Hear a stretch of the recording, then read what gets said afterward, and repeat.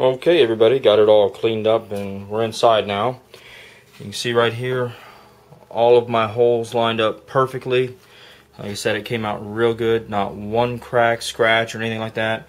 And the way I got it cleaned off was I hosed it off first, and then I patted it dry with a towel, and that to keep you from scratching it up with any kind of leftover debris or anything like that.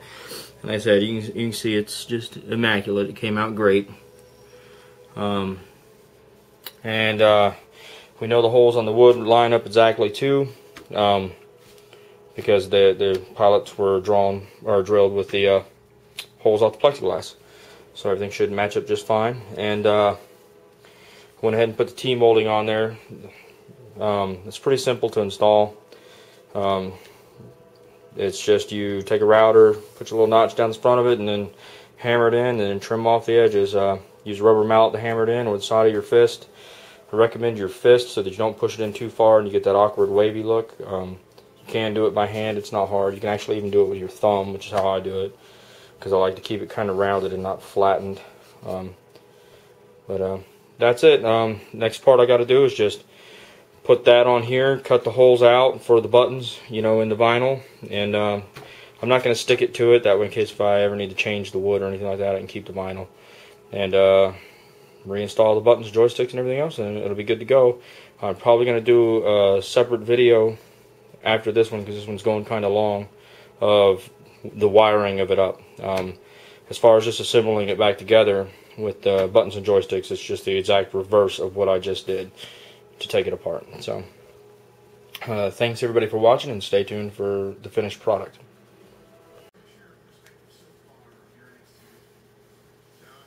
Hey everybody, I've got all my buttons and everything installed, and my joysticks. Control panel's looking great.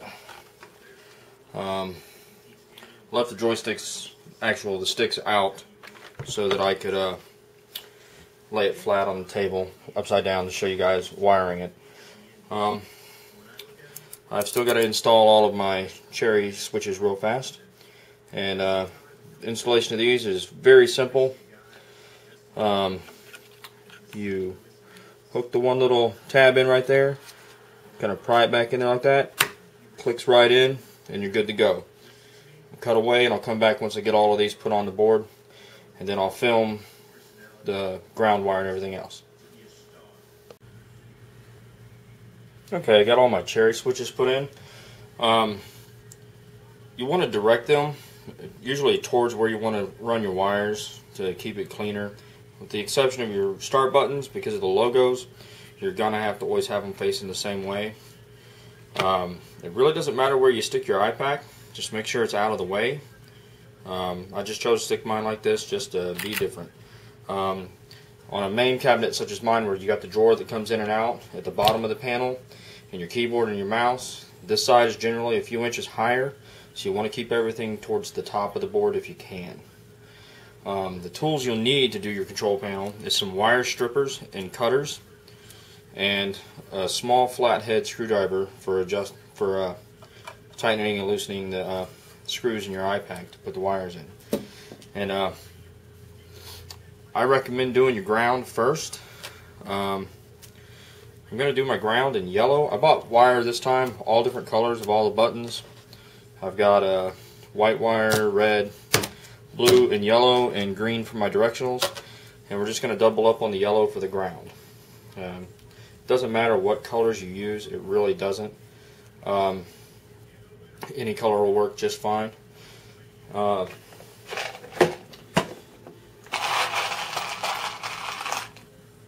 You're also going to need a whole bunch of these. These are just small connectors. Make sure you get the right connectors for the right gauge wire. Right now I'm using 18 gauge wire. You can use smaller gauge, 20 gauge, 22 gauge will work just fine. Just make sure you get the right connectors. Problem with around here is finding the wire you need. We don't have stores that sell anything smaller than a 16 gauge apparently, or 18 gauge. So, but that's it. Wiring your ground is pretty simple. Start with your whole set of wire. Each set has its own ground. Player 1 has a ground and player 2 does. I'll do player 1 and we'll go from there. And what you want to do is just daisy chain from contact to contact, and that's it. And we'll start by putting it in the ground.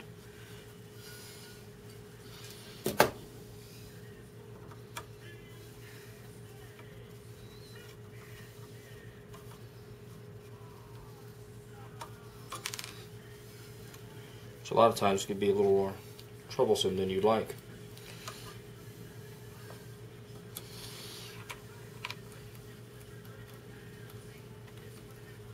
Especially when you're using a higher gauge wire.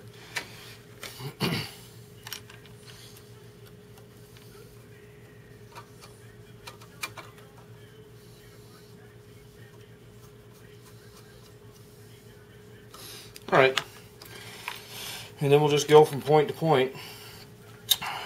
Take your wire, hold it to where you want to cut it,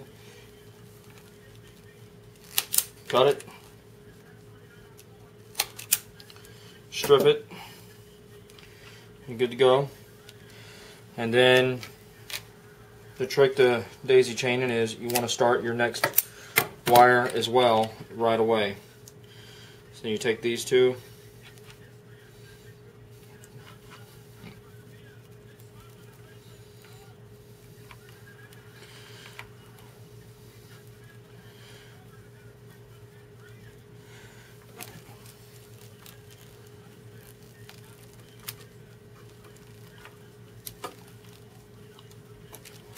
and with these style connectors, it's always good just to kind of crimp the connector itself just to close it in some, so you get a nice good closure on your contact point up here.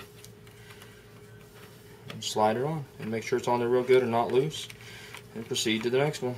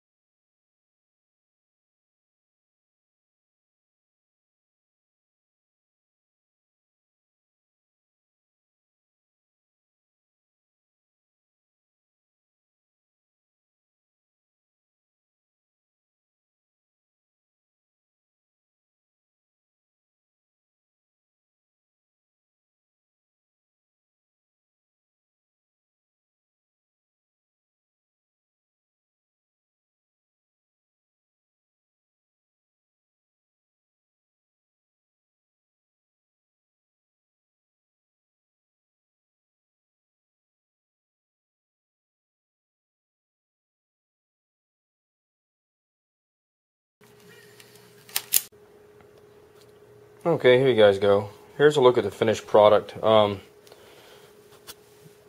I probably didn't mention it, but also if you're not familiar with an iPack is pretty simple to figure out. If you look right here on the side of it, I don't know if the camera's going to focus in enough, but it labels everything. One side is all player 1, the other side is all player 2. The ground is the first one, and it's just labeled G and D for ground. It's also, in the arcade lingo, it's called the common wire. It's the wire that's essentially live. It'll complete the circuit for when a button is pressed and send the signal back to the corresponding switch.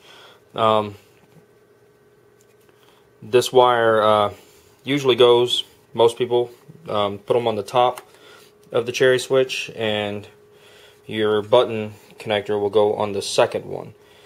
The bottom one, well, we're looking at it upside down, but the one closest to the switch would be not the one you want, because what that one will do is it'll make it seem like the button is always being pressed, and to release the button you would press the button. It just does the exact opposite. But that's a good description of where to place everything. My battery died halfway through that, so I think you saw me get all the way up to like the 6th or 7th button as far as daisy chaining, but it's very self-explanatory. While I was letting my battery charge, I went ahead and did player 2 controls, and The switches works just the same way in this exact same process as doing the daisy chaining, except for you don't have to do from one switch to another. You just run I like to start by putting the wire in here and then running it across the thing and then cutting it to link to the switch, then put the connector on it and slap it on there. I mean, that's it. And I like the different colors. It makes it look like there's a lot more going on. It makes it look like it's more complicated than it is. But that's really it. I'll probably film me doing the other side if my camera will stay going, and just speed it up a little bit in the playback. There you go.